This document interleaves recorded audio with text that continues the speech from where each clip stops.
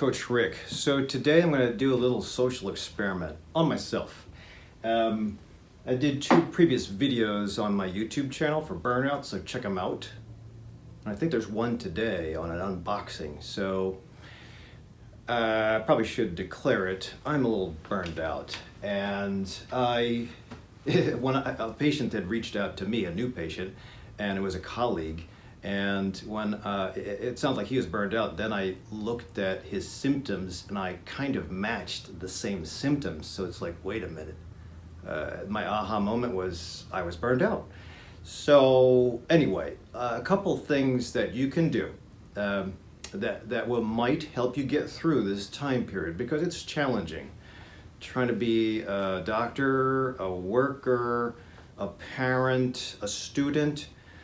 It takes a lot, dependent on somebody. If you're retired, it takes a lot to wear that jacket.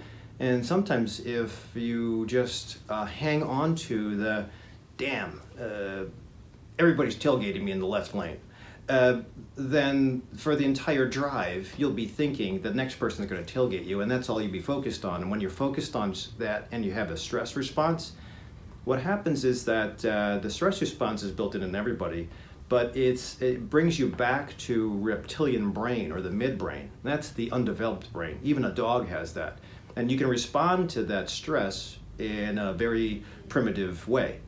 But we have bigger brains than dogs. We have a forebrain. We have contextualized thinking, abstract thinking.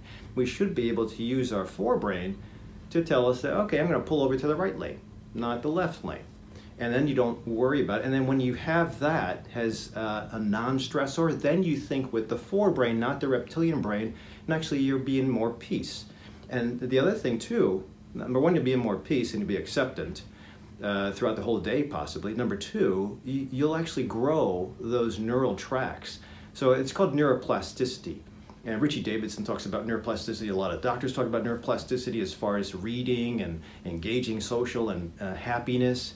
Well, think of it as, I hate to say it, but think of it as a penis, for you guys especially. So if you're stressed out, penis is flaccid and tiny. If you are in love and happy and elated, then penis is big. So same thing happens with the brain. Brain tissue shrinks, and you don't want that. That leads to Alzheimer's disease, maybe even multiple sclerosis, or difficulty, brain fog. But when you're in a mood that's like you just delivered a baby, with oxytocin and serotonin being just blossomed in your bloodstream, brain tissue will grow and go, like it's tumescent. So that's a weird analogy, but I think you understand that, especially my guys. So what would you rather have, a shrunken brain or a big old brain? So one way to do this, and you can't just switch over like that. Meditators take about 30,000 hours to get to a level where they're happy. But what you can do are small steps at a time. You're in control of this. You don't have to meditate, but I put down a couple easy steps. First thing, there's a 3 Good Things app. Here is the app. I'm not sure if you'll be able to see that online. It's free, but it lets you write down, I have this app, lets you write down during the day 3 positive things, 3 good things. Today, well, I put down, I woke up on time because I haven't been in work in a while, and I pooped. And that's kind of cool. Well, for anybody with IBS, that's cool. So the other 2 slots for 3 good things, I'll fill out the rest of the day. So that's a good app to have. The other thing you might want to do is, as I mentioned to, choose the right lane. Right lane being a play on words. Don't stay in the left lane because you know you're going to get beat up. Get it to the right lane. And honestly, it won't take you that much more time to get to your destination. If you're late, you're late. But if you get in an accident, that'll be really screwed up. So choose the right lane. That way, everybody knows to pass around you. Everybody knows that you'll be slow. They won't tailgate as much. That's especially for my guys that drive for a living, or my moms that take kids everywhere. So choose the right lane.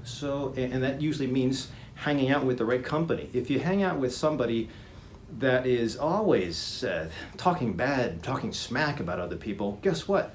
They're going to probably talk about you. So you might want to choose other friends. You don't have to discredit, or you don't have to cut off that relationship, but don't hang out with that person so often, and choose other people. Even if you don't have any friends, look up some inspiring words on YouTube and listen to those guys. Next thing would be pocket the positive. So if I have I don't know, 20 patients I'm going to see today. I'm going to try to grab a positive from every patient and put it in my pocket so that by the end of the day, my pockets are bulging. And that's why I put down, is that happiness in your pocket? Because by the end of the day, you should have a big bulge in your pocket. Again, I'm sorry, I'm alluding to erections, but that's happiness. So the other thing I'm going to do as an experiment today is wear this. So this smiley face has my social experiment. I'm putting it here. Nobody else will see it, probably, but at least, oh, it's not even a pocket. Well, you know what? I don't care. That's staying with me today. Me and my smiley face. Because I'm going to try to pocket everybody's happiness. Even if I have somebody that's sad or in pain, I'm going to try to see what today can bring as far as happiness. Even if it's give you an option. And a lot of people need choices because in medicine, you're not given a choice. It's either medicine or a surgery. When you're given options that there's other options available, then it sometimes gives a little placebo response. And who cares if it's placebo? If it's positive, you just let go of a lot of emotion. You let go of hope. I mean, you grabbed onto hope, and that usually brings better problem solving. So if you have fight or flight or stress, fight or flight or freeze, then it's reptilian brain. No options, just basic.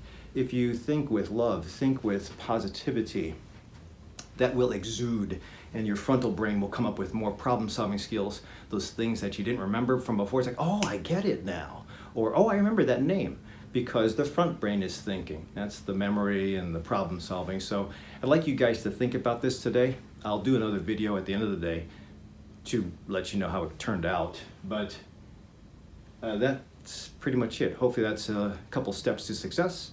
If you are having a real difficult time with finding your way in 2020, I'll put a link down below because I will be having a conference with a whole bunch of coaches, 6 others that have had success with changing the dynamic of a lot of patients and clients.